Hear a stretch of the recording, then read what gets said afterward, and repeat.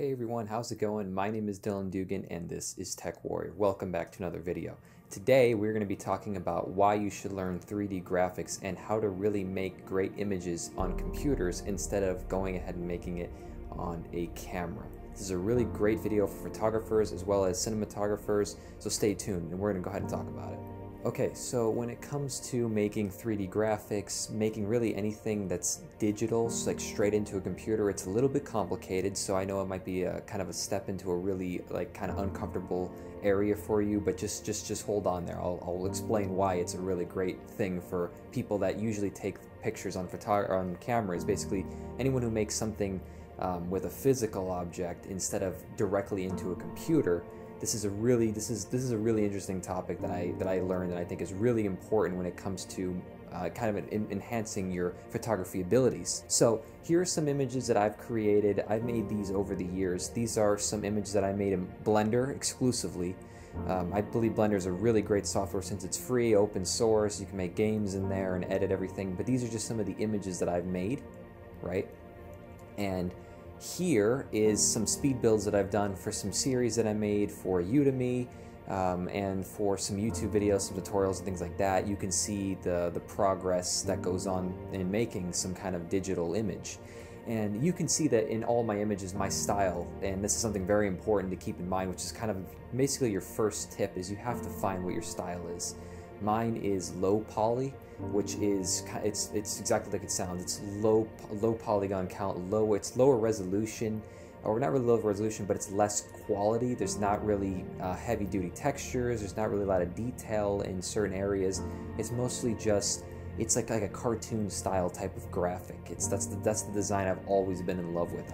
I don't know what it is. I love it, and what's great is that Blender specializes in low poly models. It's just the best software for it. So I'm gonna dive a little bit more deep into that in a moment. But the most important thing is to find your style. And there's a few different styles. There's high poly, low poly, cartoon. There's 8-bit. There's a bunch of different styles of graphics that you can make based on whatever your art form style is. So the second thing I would tell you to do is focus on what it is that you're looking to make.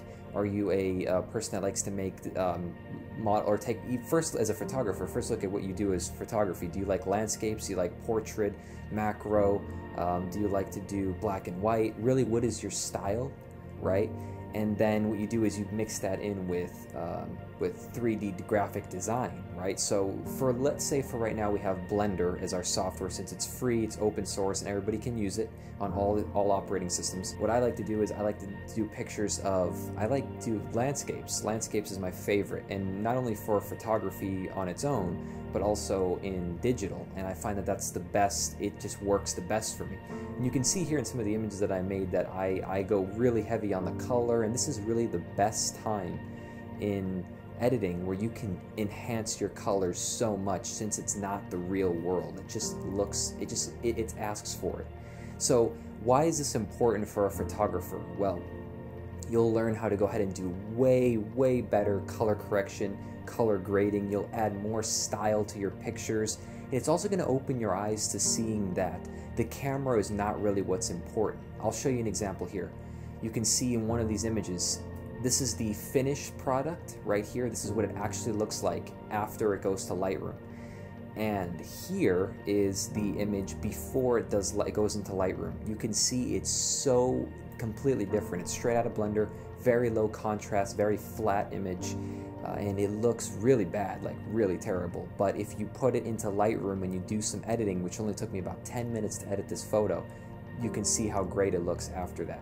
And it just shows you that it really doesn't matter what camera took it. Just like in Blender, it doesn't matter how bad the image is. You can still fix it and still make it look really incredible, which is just, I'm in love with this software, and I'm in love with making these types of images. Don't forget, I've been making these images for about 6 years now in Blender.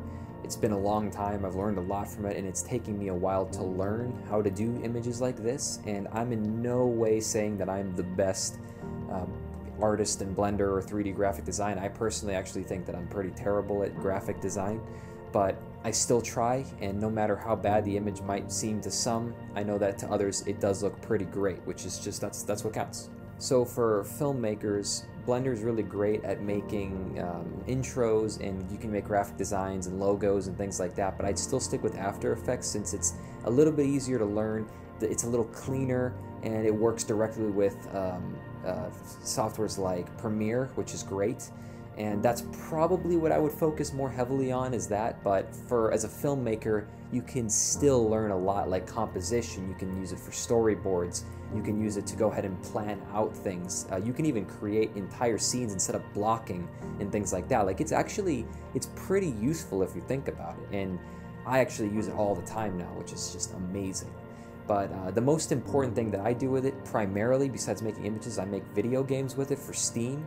But at the same time, the software can do pretty much anything you can imagine, all different art forms it can do, which is just incredible. Now, I know it sounds like I'm promoting Blender, or I'm some spokesperson for the company, but this is not a sponsored video. I just personally have always loved Blender. It's always treated me well.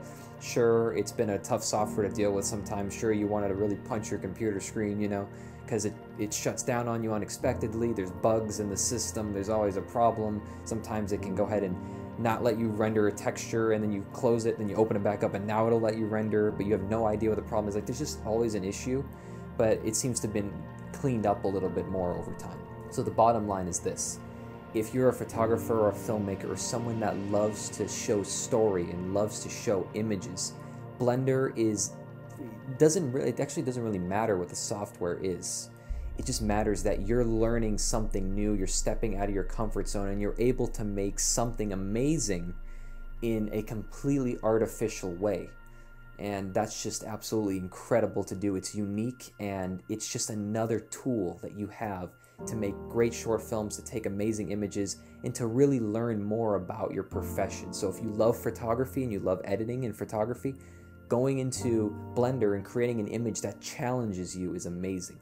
So I have a challenge for you guys, something that I always challenge myself.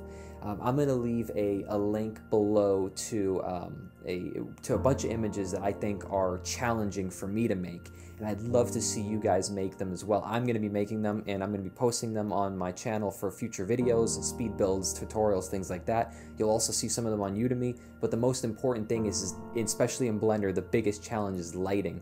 And that's always been my challenge, at least, is how to get the right lighting, and especially how to edit it with Lightroom.